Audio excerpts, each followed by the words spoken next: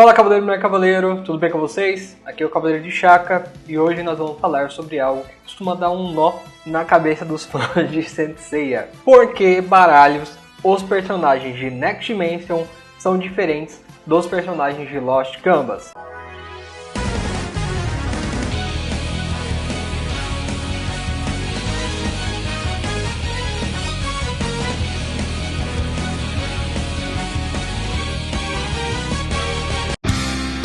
Bom, esse assunto é um pouco complicado, então eu peço que você assista esse vídeo até o final, para que possa realmente entender tudo que eu tenho a dizer, ok? Lembrando que isso aqui é a minha interpretação das obras, é o que eu entendi após ler todos os mangás de Lost Canvas e seus guidance e ler todos os capítulos lançados de Next Dimension até agora. O que significa que você pode ter entendido de uma forma diferente da minha. Eu não sou o dono da verdade absoluta do universo, mas certifique-se de ter lido todas essas obras antes de vir reclamar nos comentários, beleza? Antes de começar, eu preciso deixar um aviso muito importante. Esse vídeo tem spoilers de Lost Canvas e Next Dimension. Então, não venha reclamar depois se você não leu algum desses mangás. Simplesmente porque eu não tenho como explicar isso sem dar spoiler. E só uma dica, se você está esperando Lost Canvas ou Next Dimension virarem animações, vai demorar, hein? Melhor você ler os mangás mesmo, cavaleiro. Acho que eu já comentei isso em alguns vídeos, e a maioria de vocês deve saber também. Mas vou explicar para quem acompanhou somente os animes. Tanto em Lost Canvas quanto em Next Dimension existem viagens e manipulação do tempo. É sobre isso que vamos conversar agora. Existem várias teorias relacionadas a viagens temporais, principalmente em relação às consequências que uma viagem temporal pode causar. Uma delas diz que se você alterar algo ao viajar para o passado, seu futuro será modificado.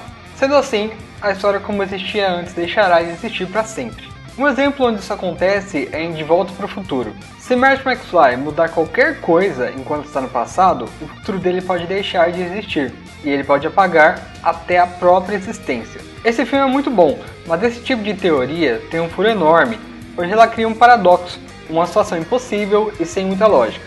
Se McFly apagasse a própria existência, e ele fosse o motivo de sua própria existência ser apagada, então ele nunca teria existido. Logo, o motivo para ele ter sido apagado também não.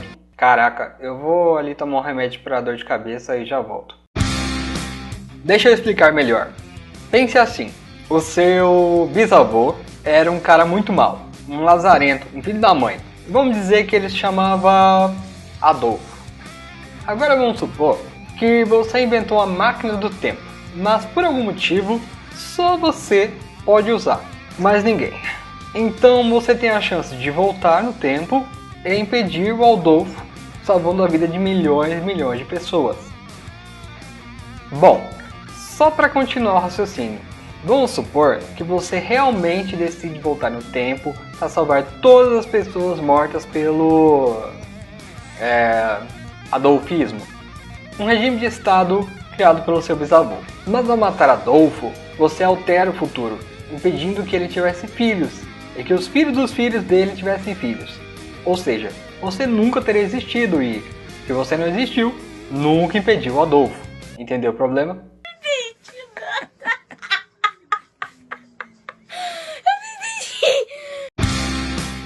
Agora vamos para a segunda teoria mais popular, aquela que é usada em Dragon Ball Z, por exemplo. Trunks viaja para o passado, salva a vida de Goku, mas seu futuro não é alterado. Ao invés disso, ele cria uma linha do tempo paralela. Ou seja, todos os acontecimentos que nós temos no cânone de Dragon Ball Z, a partir da chegada do Trunks do futuro, são uma realidade paralela, pois a linha do tempo original era de Trunks, onde todos os guerreiros morreram. Muito bem, mas qual dessas duas teorias de viagem do tempo é a utilizada em Cavaleiros do Zodíaco? Essa resposta já apareceu em alguns mangás, como no capítulo 16 de episódio G Assassin, por exemplo. Nele, Shura diz para Shiryu que existem vários futuros diferentes, vários mundos diferentes em um mesmo universo. O próprio G Assassin mostra personagens de realidades diferentes. Mas podemos considerar também, neste caso, o universo a que ele se refere como sendo a franquia Saint Seiya, com todas as suas obras. E esses mundos paralelos seriam todos os spin-offs, por exemplo.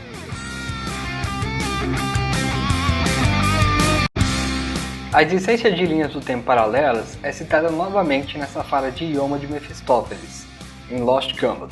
Aqui, ele diz que existem mundos paralelos e que ele possui a habilidade de enxergar pontos de união entre essas realidades para alterá-las. Durante o mangá de Lost Canvas e seus guidelines, Ioma cria algumas estratégias para modificar os acontecimentos e criar uma linha do tempo em que ele consiga sua vingança contra seu irmão, que é nada mais nada menos que o próprio Cronos, o deus do tempo.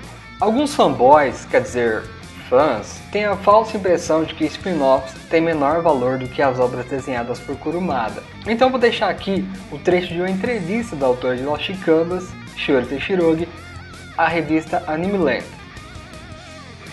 Em que consiste seu trabalho no mangá?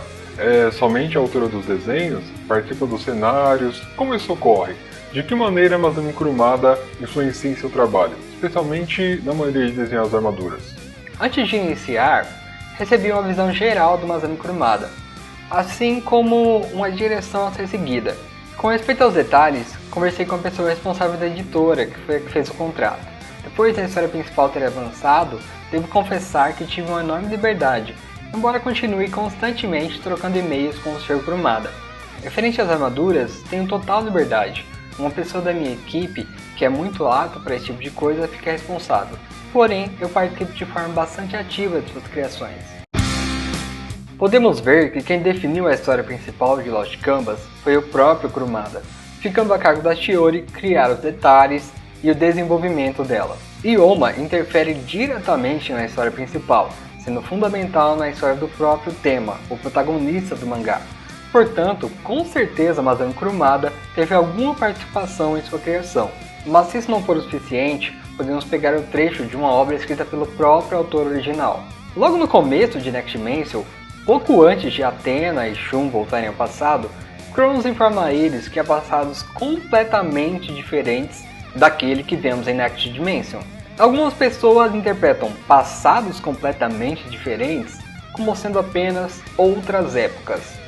Mas eu não acho que isso faça sentido. Não seria mais fácil simplesmente ele dizer outras épocas então?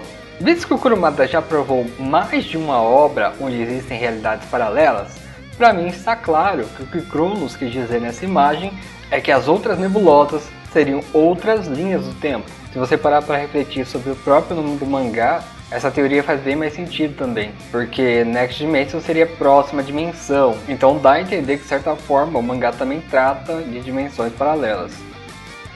Legal, a gente já entendeu então que Cavaleiros têm viagens no tempo e que essas viagens no tempo podem criar realidades paralelas ou linhas de tempo paralelas, como preferir. Agora, podemos definir por que os personagens e acontecimentos de Lost Canvas são diferentes dos de Next Dimension. Ao longo das eras, como todos sabemos, a cada 200 anos, Athena retorna ao planeta Terra para enfrentar o mal.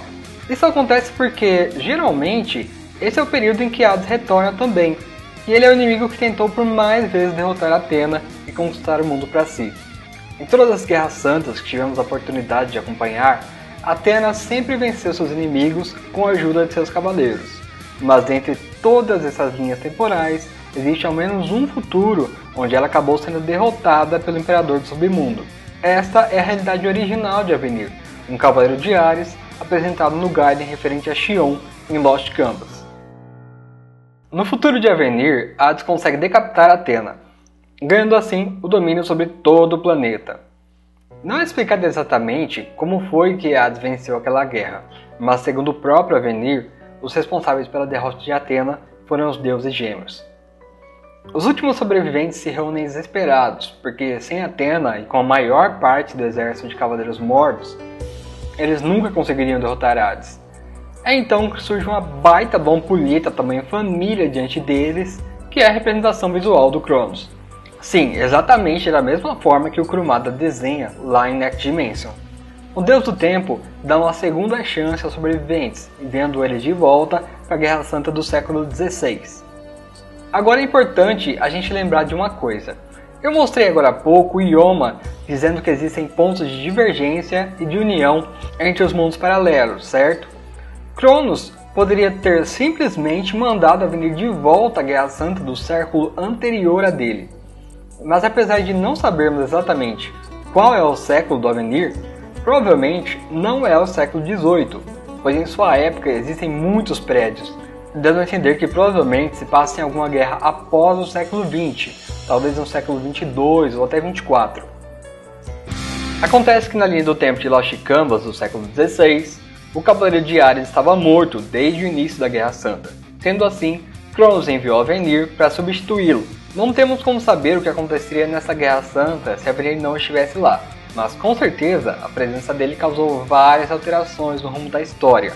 Mas Avenir mata muito espectro, ele vai pra cima mesmo, sem dó. E mesmo que esses espectros fossem acabar sendo mortos por outros cavaleiros, antes disso eles poderiam ter matado alguns inocentes, ou mesmo inimigos mais fracos, como soldados do santuário, cavaleiros de bronze ou até de prata. Não temos como calcular a influência que Avenir causou nos acontecimentos, apenas supor, mas com certeza, no mínimo, a Guerra Santa acabou com mais sobreviventes por lado de Atena devido à sua presença, e muitos desses sobreviventes podem ter se tornado mestres dos cavaleiros que aparecem em Lost Canvas, ou treinado cavaleiros que foram seus mestres, pelo menos. O que já justificaria a diferença entre os personagens que vestem as armaduras em Next Dimension e os que aparecem em Lost Canvas.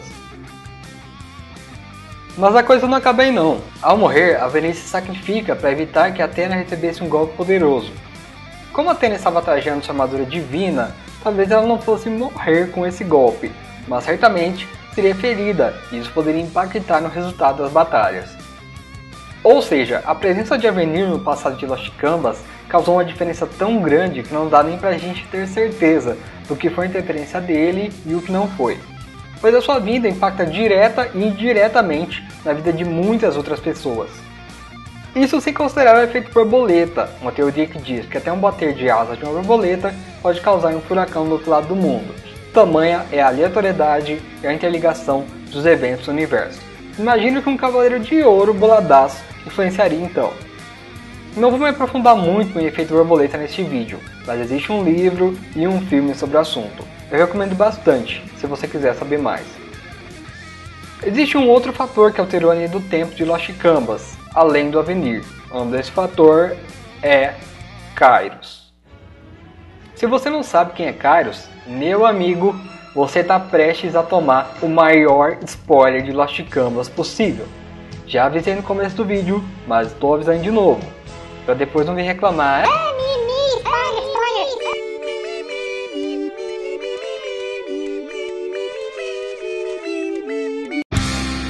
Kairos é o irmão de Cronos, o deus do tempo que ajuda Avenir e seus companheiros. Em Lost Canvas, Kairos ressuscita como Ioma de Mephistófeles. E muitas das diferenças que existem em Next Dimension e Lost Canvas acontecem por causa de suas intervenções na trama. Pois assim como seu irmão, Kairos também é um deus que controla o tempo, podendo modificar as linhas temporais e criar novas realidades em consequência disso. Kairos estava selado desde os tempos mitológicos, condenado a reviver como humano, mas sempre acabava ressuscitando em corpos incapazes de dominar o cosmos. Na era de Lost Canvas, não se sabe exatamente o porquê, a alma de Kairos acaba reencarnando em um corpo que também estava destinado a ser um espectro de Hades. Sendo assim, Kairos consegue utilizar seu cosmo, mesmo estando na forma humana. Ele se aproveita disso para manipular a Guerra Santa do século XVIII. É por causa dele que Alone, Sasha e Tema acabam crescendo juntos, pois Ioma sequestra o espírito de Hades, também conhecido como Nenê Cara de Galáxia, e coloca em Alone.